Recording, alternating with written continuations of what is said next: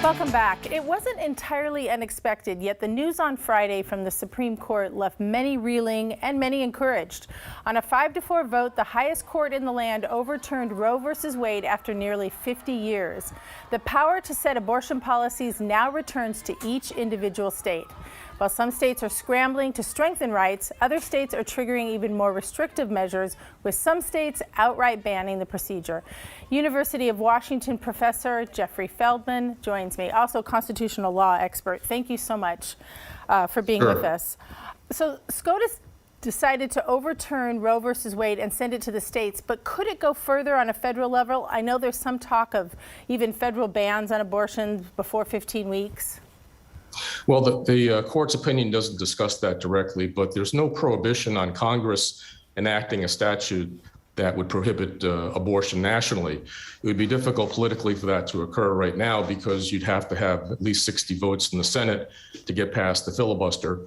And in addition to the Democrats in the Senate, of course, you have several pro-choice Republicans. So it would be difficult for Congress to enact a statute. But then many thought this would be difficult as well. In Washington state, we do have abortion rights. Can they be strengthened and can they be weakened? They could be strengthened slightly. There is a statute that's very strong. A constitutional amendment would be even stronger insofar as the legislature then couldn't change it. Likewise, if the legislature or the citizens by initiative enacted a new measure, abortion rights could be restricted as they are in other states. So as I mentioned before, a lot of states have had trigger laws that went into effect. How could our proximity in Washington state to other more restrictive states, say like Idaho, impact our state? Well, it's sort of inevitable that women in surrounding states, most notably Idaho and Utah, for example, will seek services in Washington or Oregon. The Guttmacher Institute has estimated that Washington could see as much as an additional 385% increase in women seeking abortion services in our state. So it's definitely going to impose some impact, but we'll have to sort of see how things unfold in the next years ahead. Right.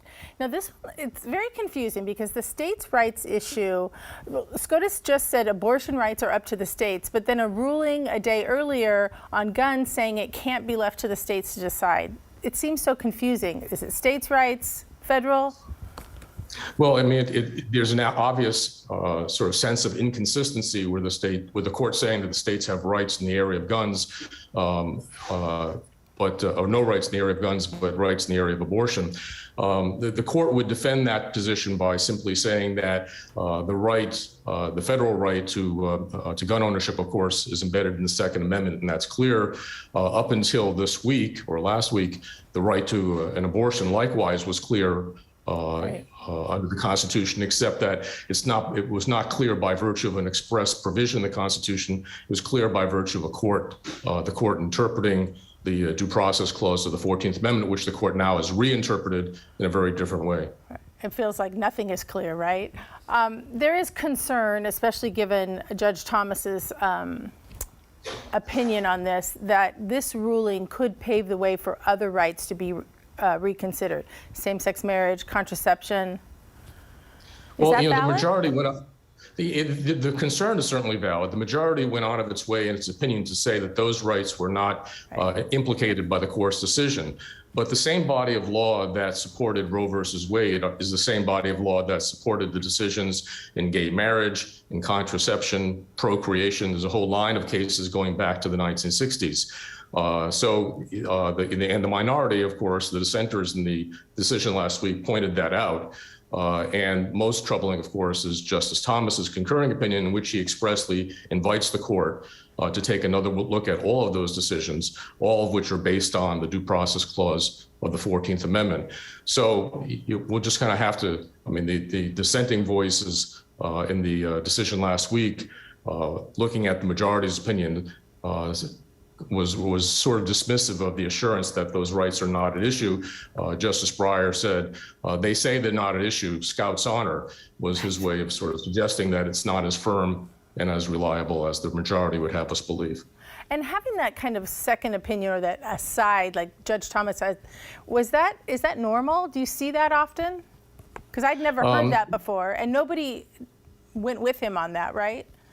Correct. He wrote that opinion on his own. It's not uncommon, especially with this court, to see multiple opinions, concurring and dissenting opinions. And Justice Thomas's view of the due process clause of the 14th Amendment, that's not a new opinion for him. That's been his view for a very long time, and he has at each opportunity taken the chance to express his view that the court has gone awry in interpreting the 14th Amendment in the way that it has.